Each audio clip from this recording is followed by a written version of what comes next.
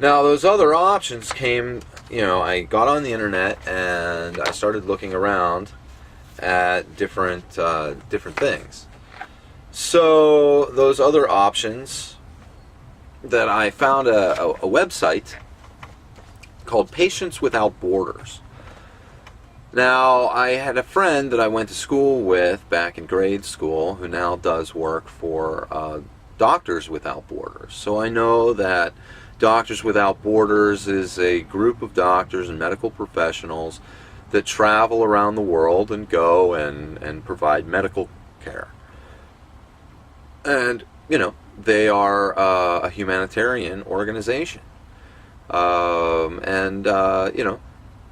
So I looked at Patients Without Borders, and Patients Without Borders, just by the name, I was like, okay, well, that's, people who just, for whatever reason have said, look, I need to get X medical procedure done, and I'm willing to travel anywhere in the world to be able to get it done at a price that I can afford. Now, sure, there is some problems with that. You have to worry about the credentials of the doctor that you're going to see. You have to worry about the travel. You have to worry about your security while traveling. You have to worry about all of these things. For people who don't travel a lot, that can be quite scary.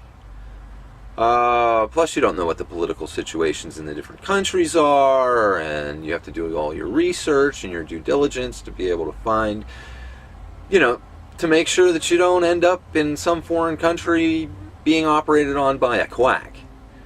So at that point, it led me to think, well, maybe this is really going to be the only affordable option that I'm going to have, to where it's not going to completely cripple my life, which, my lifestyle is not, I'm not rich. I have a little bit of money in the bank and just enough to get by on, I make from work. So, I'm living paycheck to paycheck like most people. So anyway, I started doing some research on that, and at first I was thinking of going to Mexico to be able to get my dental work done. Now, the reason that I chose Mexico at first was because a gentleman that I worked with, his brother-in-law had gone to Mexico and had a full mouth reconstruction done.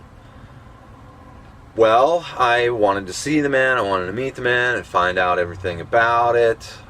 He was coming down here to visit his brother-in-law, and, I was trying to set up a time when I could talk to him. Well, within the course of our conversations, I found out that the dentist that he had gone to see had left Mexico because of drug cartel activity. So, that was no longer an option to go there. Or at least in my mind it wasn't. And I wanted to go someplace where I felt relatively safe. And because of the climate in Mexico, the political climate in Mexico, I decided that maybe that wasn't as safe. Also because, well, frankly, I don't speak Spanish. So I thought, well, if I could go to a more Americanized country where there was a greater chance that the people that I was talking to would be able to understand me and we would be able to converse on any real level in order to be able to get this medical procedure done. So I started looking some more, and as I read through the Patients Without Borders website, they talked about Costa Rica. So at that point I was like, well, okay, let's do some research on Costa Rica. So I did, and over time, the more research I did, the more I started to think that Costa Rica might be a pretty good idea. First thing I did was I looked into dental clinics down there. And I found 5 or 6 different dental clinics, and I started doing kind of a compare and contrast on the different dental clinics. And looking at those, and I actually came across one dental clinic, but it was very frustrating doing this because, I had no idea what they charged for, doing different procedures. I didn't know what to expect, so forth and so on.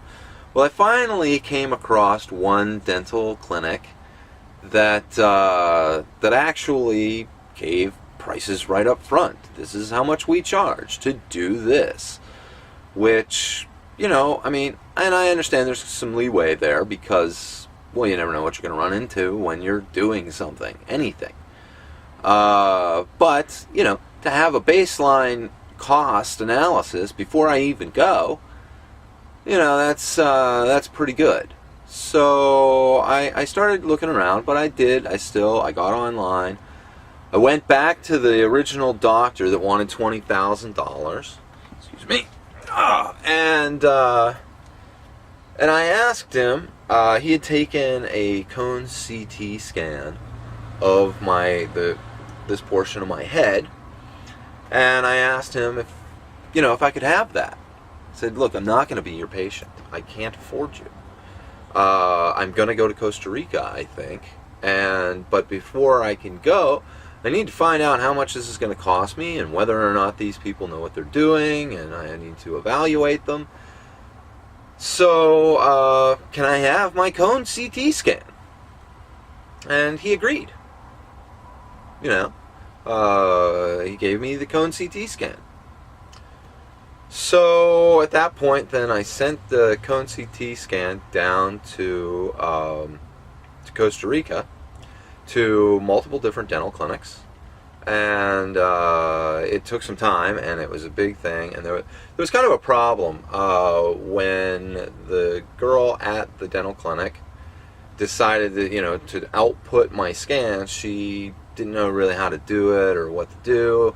So she ended up burning me a disc of the CT program, and with my scans in it, so that way I could, email the files down to Costa Rica. Well, that didn't exactly work out all that well, because it was such a large, folder. It was such large files that I wasn't able to get the information down to Costa Rica. They just weren't able to open it. It was just too large to be sent. So anyway, at that point, I basically opened the program and just started taking pictures of the program while manipulating the program, and I text or emailed those pictures to the different dental clinics. Within a very short period of time, I received back all kinds of different different amounts that it would cost to get the work done, and different dental plans for getting the work done. So anyway, I started concentrating on the ones that were, not necessarily the cheapest, but the ones that I thought would be the best. So I started calling them and talking to them and talking over with them, what they could do and what they couldn't do, and, what my dentist here said that he thought needed to be done. And finally, one night, and I have to say that there was one clinic that set itself apart, and the reason that it set itself apart was because the girl answering the office manager that answered the phone, her name is Anna. Wow, she just worked diligently trying to be able to open this program and to be able to open my scans, to be able to get it to the doctor. Stayed at work on a Saturday, late into the night. She was texting me up till midnight my time, which would have been like 10 o'clock their time, trying to open these scans on a Saturday when their office isn't even open on Saturday. So I was very impressed by the work ethic, if nothing else. I still had nothing to base the skill level on, but the work ethic was phenomenal. She was doing everything she could to be able to, to be able to please me and to make me happy and make me able to know what it was cost to get me down there. So anyway, finally, ended up where, I was talking back and forth with them, and one night, while I was at work, just about to close the store that I work at, I got a phone call from a number I didn't recognize somewhere in Florida. And I thought, well, maybe it's a friend of mine using a different phone, because I know people in Florida. So I answered, and it was a gentleman I didn't know. He told me who he was. It was a dentist from from that same clinic that Anna worked at, and he proceeded to talk to me. Now the store that I worked at closed at 10 o'clock. He proceeded to talk to me for a few minutes. He said he was on his way home, and that he wanted to call me from his home to be able to talk to me more about my dental procedures. So I said okay, and we hung up. I finished closing down the store that I work at, and I came out to my RV, and sure enough, within a short period of time, he called me back, and we talked about my dental procedures for more than 2 hours. And he answered every question I had. He seemed to know a lot about what he was talking about. And, told me all about his history and where he went to school and all of those sorts of things. So finally, I ended up, choosing that dental clinic. So he laid a lot of my fears to rest, I will say that. So at that point, I decided, okay, well, I need to pull the trigger on this and go down to Costa Rica. Now, just because I made the mental decision that I was going to go to Costa Rica did not mean that I was fully comfortable with this decision. Was I nervous? Am I nervous? Yes, I am nervous. I'm very nervous. I've not done a tremendous amount of international travel. And I've never been to Central America before. On top of that, like I said, I don't speak Spanish. So, yeah, in a lot of ways, I'm downright scared. I'm flying to another country to have a medical procedure done. Would I be as scared if I was going to London or Paris? No, probably not. And that's terrible. That's a terrible way for me to see Central America. Being that I've never been there before. I don't know anything about it. But I think it's natural that anytime somebody leaves the country, their country of origin, and travels to another location... Hold on, I gotta keep the door open again.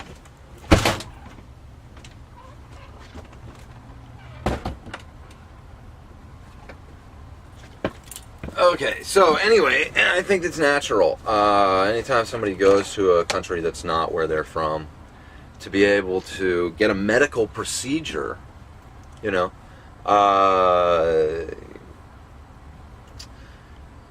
they're going to be scared, because you're scared going into a medical procedure anyway. And frankly, no offense to anybody, but dentists scare the crap out of me anyway.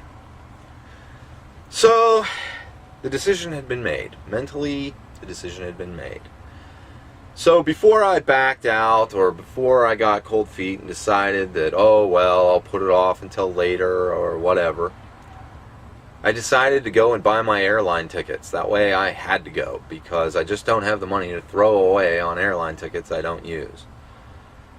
So, now I had a passport already, so I didn't have to worry about that. And I got online at work one day, and on a break, and I bought myself a round-trip ticket for just me to San Jose, Costa Rica.